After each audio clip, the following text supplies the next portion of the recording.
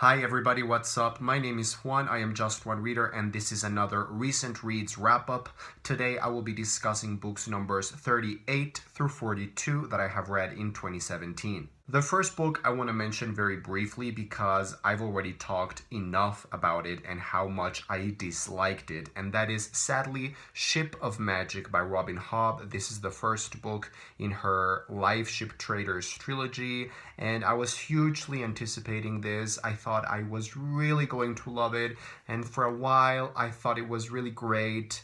The concepts, the ideas, the characters, on paper everything seemed fantastic and something that I would really have enjoyed, but I didn't like the execution. I did not get along at all with Robin Hobb's writing, and I ended up giving it 2 stars. If you want to know more about how much I passionately disliked this book, go and check my review. It's called A Sad Disappointment. Then after that, I read books numbers 8 and 9 in a series of unfortunate events by Lemony Snicket. Book number 8 is The Hostile Hospital, and book number 9 is The Carnivorous Carnival. I gave both of them 3 stars. However, I do feel that number 9 was a little bit better than number 8. Basically, I feel the same way about them. They are very fun. The writing is really cool and really snarky and sarcastic and fun. I remember reading them as a kid was the best experience.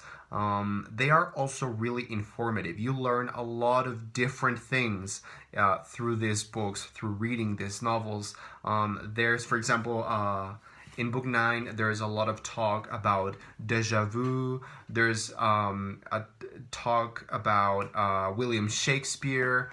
There's a whole bunch of things that you kind of casually learn as you read them, and I just really enjoy the writing. I know they are not amazing books. I gave them 3 stars because I think they do have their flaws, but I enjoyed them, and they are definitely becoming more adult.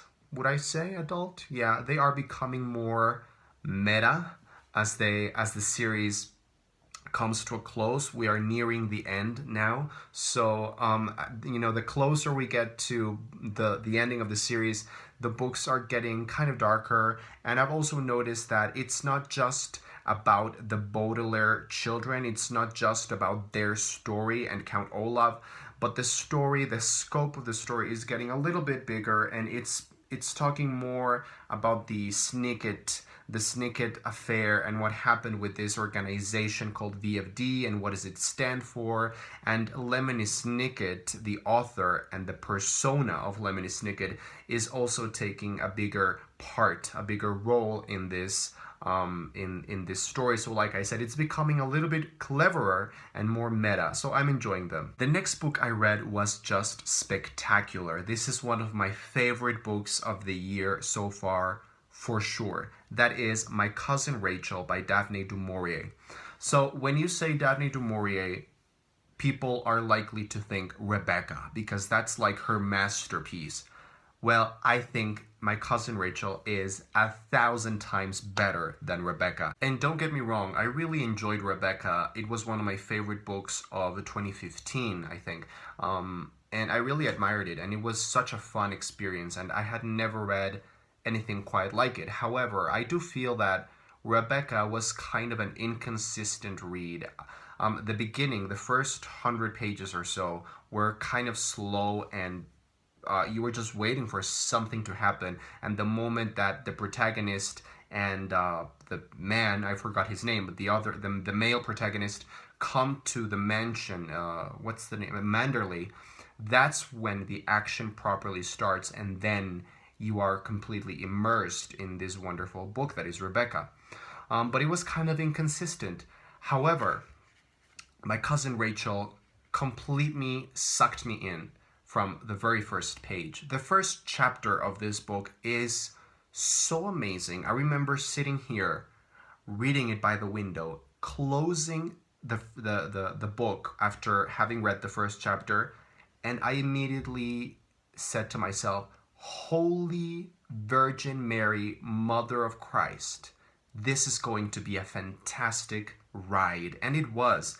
The book is very consistent. It never lets you go. It keeps you hooked. It's very gripping. It's very funny and curious actually, because it's a very slow kind of story, but it's not boring or dull for 1 second. It is kind of slow, and there's not a lot that happens, but the quality of the writing and the inner thoughts and the inner musings of the characters, all the suspense is there, and it keeps you right there on the edge of your seat. It's an amazing book, and it's quite long. It's longer than I thought it would be. It was 400 pages in this edition, and never, not once, was I bored or losing interest.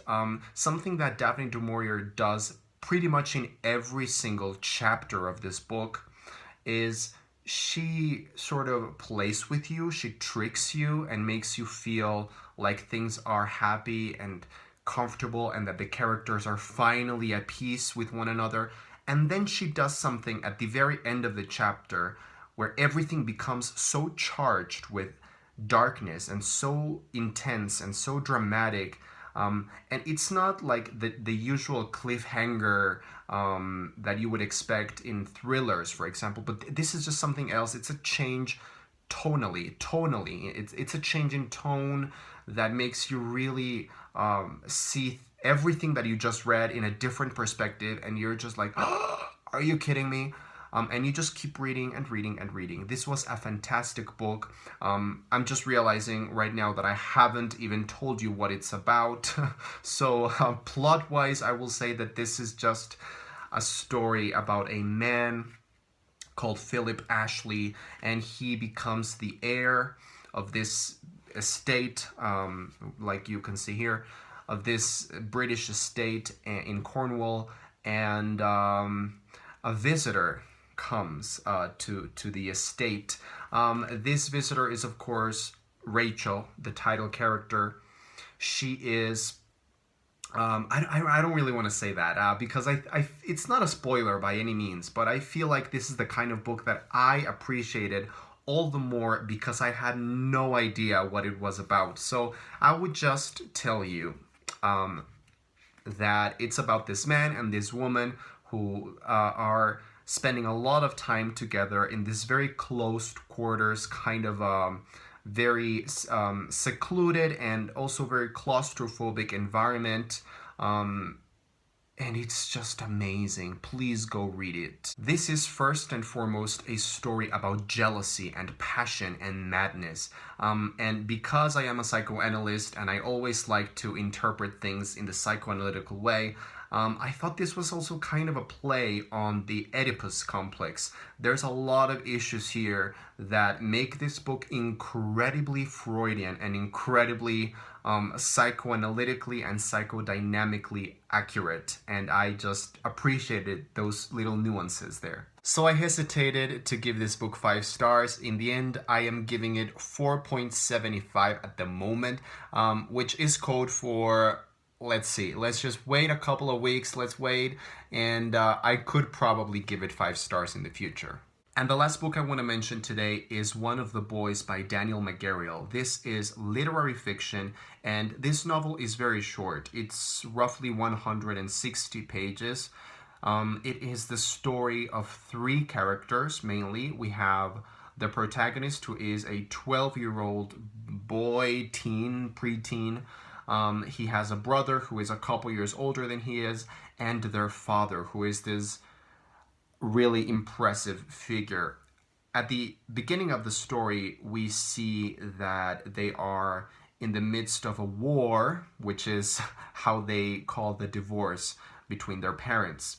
And following the aftermath of this war, of this divorce, both of the children go to live with their father, and it's their story living with their father.